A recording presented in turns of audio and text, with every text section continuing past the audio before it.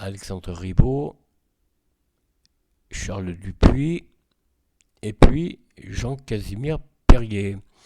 Alors, prédécesseur Jules Grévy, on en a parlé la veille. Successeur, ce sera Jean-Casimir Perrier, mais on en reparlera beaucoup plus tard, dans une autre vidéo.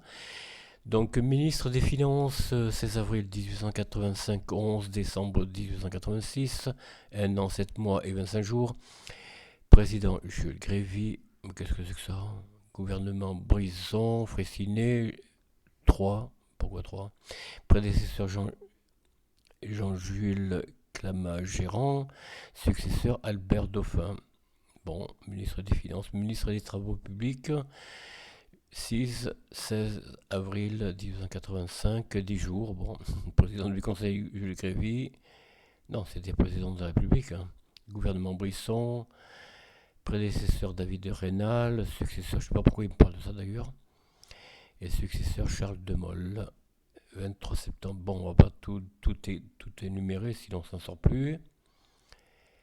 Député français, bon voilà, 12 février 1871 au 3 décembre 1887, 16 ans, 9 mois et 21 jours, bon, élection, réélection, voilà, circonscription de législature, groupe politique, gauche républicaine, Union démocratique, Union républicaine, biographie, bon, ben voilà. Marie-François Sadi Carnot, date de naissance on l'a dit, lieu de naissance aussi, date de décès, lieu de décès on l'a dit, nature du décès assassinat, sépulture le Panthéon, donc à Paris, nationalité des habitants du pays des fromages, un parti politique républicain modéré, père Hippolyte Carnot, grand-père Lazare Carnot, ah, ça ne vous dit rien? Ouais, si en Prusse, il est mort en Prusse, mathématicien, physicien, officier et homme d'État du pays des fromages, fratrie Adolphe Carnot, voilà, conjoint Cécile Dupont-White, une Britannique sans doute. Cécile Carnot, née Marie-Pauline Cécile Dupont-White, le 20 juillet 1851 à Paris, est morte le 30 septembre 1898 à Sémy, Seine-et-Oise. Et l'épouse de Sadi Carnot, président de la République du Pays du Fromage. Bon, voilà. Enfant, alors Claire Carnot, bon, voilà, famille, Sadi Carnot, bien sûr, on l'a dit. Paul Cunis, un curé, c'est quoi un évêque? Ouais, bon. Diplômé lycée impérial, Bonaparte, école polytechnique, école des ponts et chaussées, quand même. Profession ingénieur des ponts et chaussées, haut fonctionnaire, religion catholicisme. Franc-maçonnerie peut-être, non, je sais pas. De gauche à droite, Lazare Carnot, grand-père paternel, lui, donc grand-père paternel de Sadi Carnot, Hippolyte Carnot, son père, donc ici apparemment, Sadi Carnot, son oncle, et Sadi Carnot ici. Adolphe Carnot, son frère, non c'est son frère ça. Bon, formation, on l'a dit, baptisé en l'église, d'accord, de Grenord, en Charente. Voilà un petit peu l'homme, vous voyez, le dirigeant du pays des fromages, donc. Voilà, donc nous avons un homme qui n'aura pas duré bien longtemps au pouvoir, comme vous le voyez. Il n'a pas fait un septennat, donc, puisqu'il est mort avant, assassiné. Carrière d'ingénieur, bon, ponts et chaussées, etc. Pont franchissant le Rhône, dont Sadi Carnot est le concepteur. D'accord. Personnalité, contrairement à l'homme nouveau de la Rome antique, Sadi Carnot est issu d'une famille renommée, avec une lignée paternelle comptant nombre de scientifiques, oui quand même, et hommes politiques républicains. Bon, des hommes de la bourgeoisie semble-t-il, mais enfin avec une renommée qui n'est pas à négliger, c'est le moins qu'on puisse dire quand même. Voilà. Portrait de Sadi Carnot par Théval de Gertrand, 1894. Oui, très bel homme. Par contre, visite du président Carnot à Pire II, empereur du Brésil. Voilà. Alors, vie privée. Bon, portrait de Cécile Carnot publié dans en 1995, d'après une photographie, d'accord. Bon, vie privée, le 1er juin 1963, l'hôtel de ville du 8e arrondissement de Paris. Sadi Carnot épouse Cécile Dupont-White, on l'a dit, hein. Voilà. L'union civile revêt une symbolique républicaine, puisque l'un des témoins est Jules Simon, et philosophe et homme d'État du pays des fromages, né le 27 décembre 1814 à Lorient, donc dans le Morbihan, et mort le 8 juin 1896 dans le 8e arrondissement de Paris, acclamé de son vivant par plusieurs milieux intellectuels, il fut selon ouais, bon.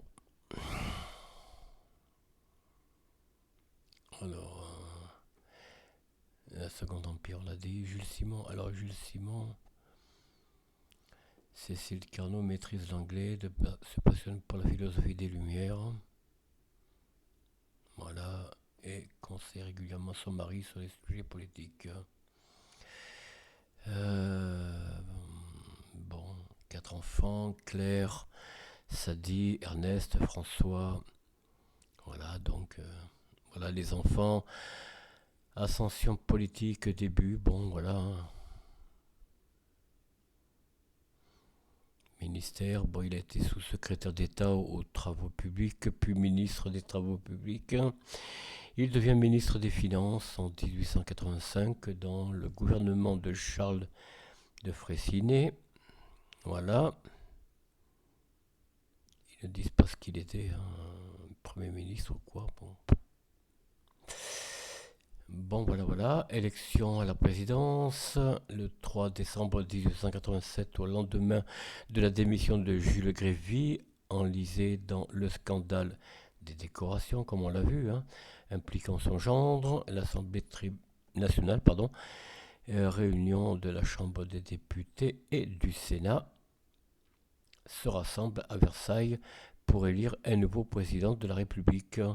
Sadi Carnot arrive en tête du premier tour avec 303 voix, donc 35,7%, devant l'ancien président du Conseil, Jules Ferry, 212 voix aussi. 212 suffrages, 25%, dont la candidature est massivement rejetée par les radicaux. Wow. Boum. Le même jour, après le retrait de Ferry, Sadi Carnot remporte le second tour par 616 voix, soit 74,5%. C'est pas mal. Ça nous rappelle les élections de 2022, chers amis. Vous vous rappelez ? Emmanuel est passé largement en tête, hein. Et même dans certaines villes, comme ici à Vitré, il est passé à 76 ou 77%. Ça cache quelque chose. Face au candidat des conservateurs, le général Saussier. Voilà le portrait du général. Voilà. Président de la République, entrée en fonction, cabinet et début. Alors là, il y a un manque, hein, 16 sections et 8. Bon, c'est étonnant. Il faut se reporter à l'Élysée peut-être pour voir la liste. Déplacement et rôle cérémonial. L'année 1889 marque le centenaire de la révolution du pays des fromages. Le 5 mai, Sadi Carnot se rend à Versailles en mémoire des états généraux de 1789, comme on l'a vu, hein. Voilà.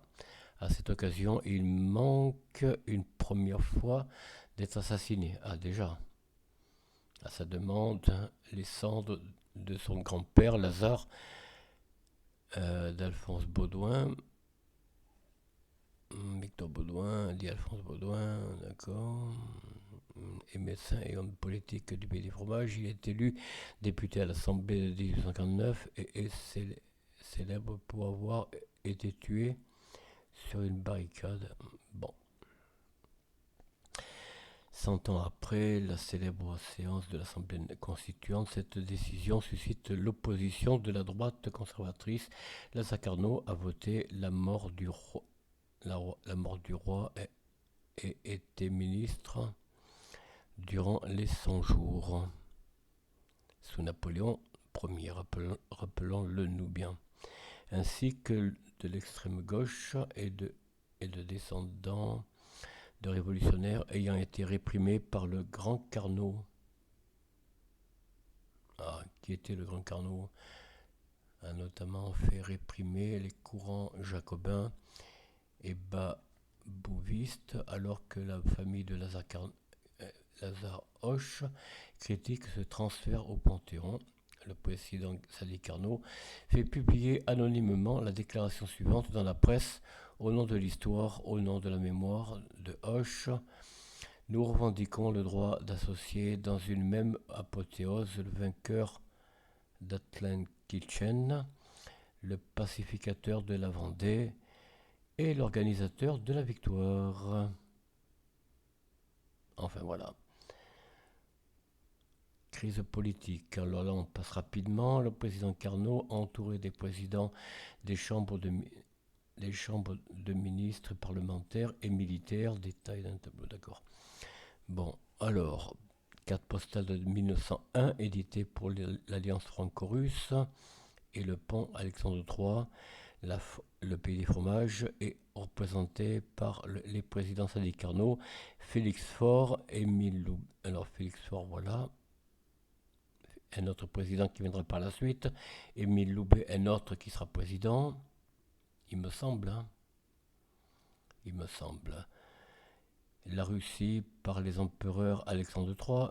Voilà. Vous voyez, l'alliance franco-russe, oui, tant pis, est une chose qu'il ne faut pas oublier dans ces moments où on nous dit que les Russes sont des ceci, cela contre l'Ukraine. Donc, rappelons-le bien, la France a toujours été amie de la Russie, et il n'y a pas encore très longtemps.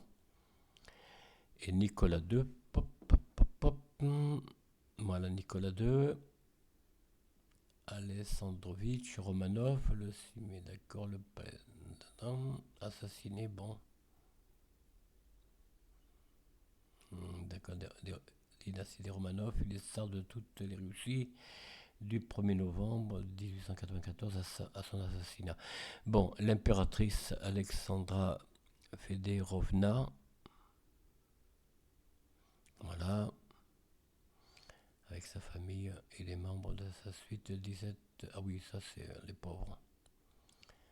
Suite à la prise du pouvoir de Lénine. Bon, attentat.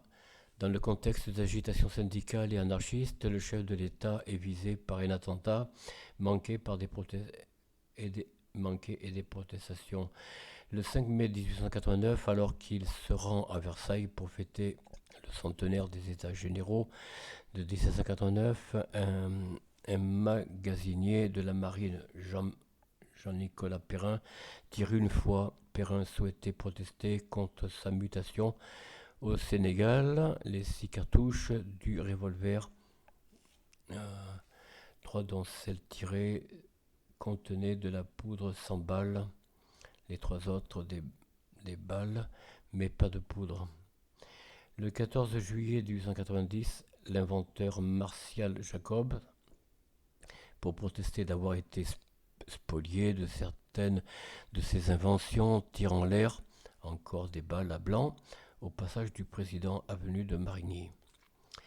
Dernier mois, voilà, à partir de 1893, pour lutter contre les attentats anarchistes, plusieurs lois, plus tard appelées lois scélérates, sont adoptées. En parallèle, la haine des milieux anarchistes envers Sadi Carnot se renforce en raison de son refus d'accorder la grâce à Ravachol.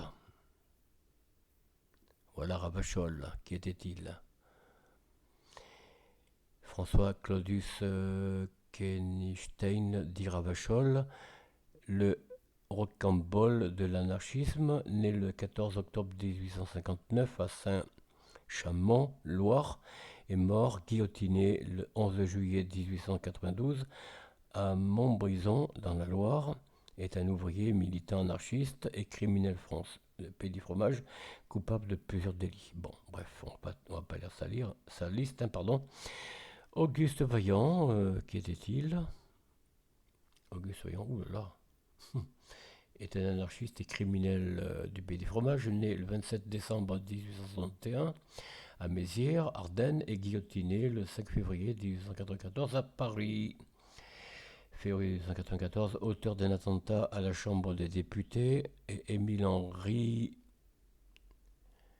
voilà, Émile Henry, des anarchistes, hein, bien sûr, guillotinés pour avoir commis plusieurs attentats dont le dernier visait les clients d'un café. Évidemment, il ne fallait pas déguster un café à cette époque-là, alors. Hein. À l'approche de la fin de son septennat, qui arrive à son terme en décembre 1894, Sadi Carnot est pressé par ses soutiens de briguer un second mandat, mais après 23 ans d'engagement politique, celui-ci n'entend pas se représenter, faisant savoir qu'il souhaitait se consacrer à sa famille, reprendre des travaux scientifiques et rédiger ses mémoires. Sage résolution. Mort et obsèques, bon, assassinat. Le 24 juin 1894, à 5 mois de la fin de sa présidence, Sadi Carnot effectue un déplacement officiel à Lyon, où se tient l'exposition universelle, internationale et coloniale. Après avoir participé à un banquet organisé au siège de la Chambre de commerce au Palais du Commerce, il prend place à l'arrière d'une voiture décapotable basse, en compagnie notamment du docteur et maire de Lyon Antoine Gailleton. Voilà le tableau. Médecin et homme politique du Pays du Fromage. Il prévoit alors de rentrer brièvement à la préfecture du Rhône avant d'assister à une représentation au Grand Théâtre de la ville. Vers 21h15, le convoi s'engage rue de la République avec le chef de l'État qui salue une foule compacte et vient de faire reculer le cavalier situé à sa droite pour avoir une meilleure visibilité. C'est alors qu'un anarchiste italien de 20 ans, Sante Geronimo, voilà,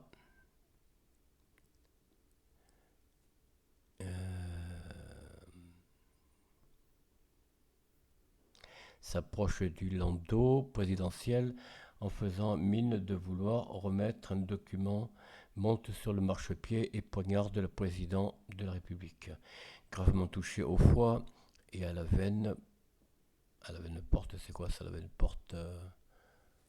Le recueil. D'accord.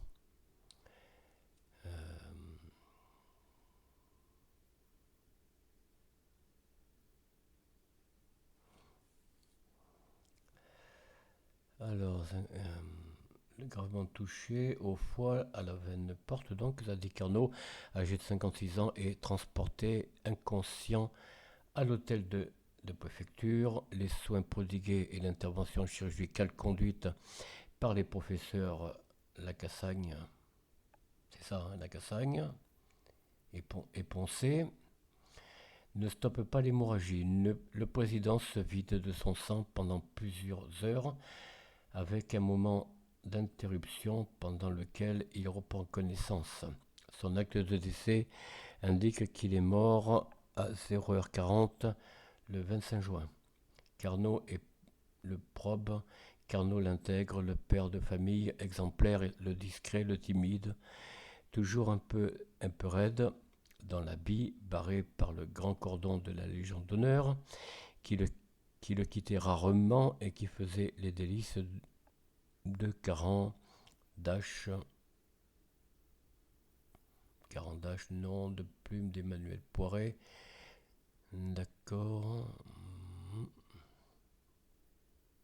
un dessinateur, humoriste, d'Alfred le Petit, voilà, de Blas, je ne sais pas qui c'est, de Blas, un caricaturiste. Les grands caricaturistes de l'heure venaient de mourir en héros, lui dont ces caricaturistes justement avaient construit une image de l'anti-héros, Voilà, l'anti-héros. Don Quichotte apparemment. Non, c'est pas ça. Par excellence de rêveur, automate ou machine à serrer les mains. Il n'empêche pendant ces temps et sur le mode crescendo, les habitants du Pays des Fromages s'étaient attachés à cette figure qui montrait l'idée de la République sage, modérée, travailleuse et progressiste. Discours de Patrick Arismendi, historien et universitaire, 1995. Bon, voilà la représentation de l'assassinat du président Carnot. Voilà. C'est vrai qu'à l'époque, ils n'avaient pas les voitures blindées, évidemment. Hein. À l'assassinat de Sadi Carnot, en présence notamment du maire de Lyon, le médecin Antoine Gailleton, on l'a vu, le médecin Antoine Gailleton, pardon, toujours le même, Le Monde, d'accord. Couteau utilisé par Santé Geronimo Caserio, présentant une lame de 16,5 cm.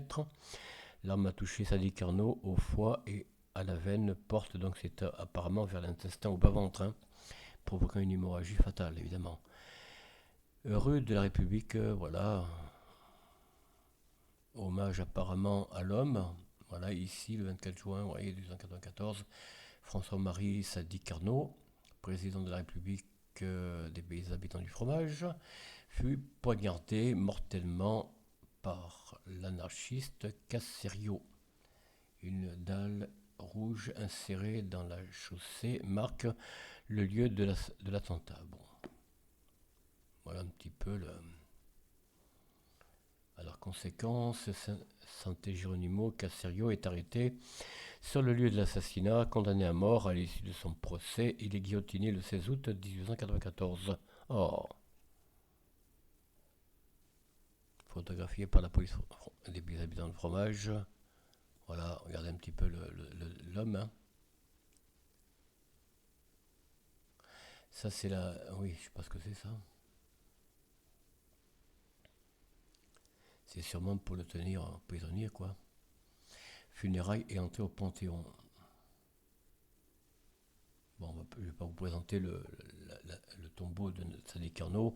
Le corps de Sadi Carnot est ramené à Paris et des obsèques nationales, bien entendu, sont organisées en vertu d'une loi adoptée le 29 juin 1894.